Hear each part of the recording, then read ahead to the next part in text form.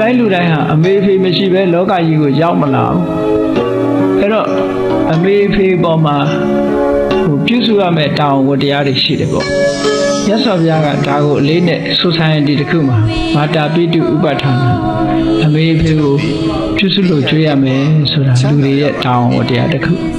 အမိဘနှစ်ပါးကိုပြုစုလို့ကြွေးတယ်ဆိုတာအလုံးမမြတ်တဲ့မင်္ဂလာတရားပါ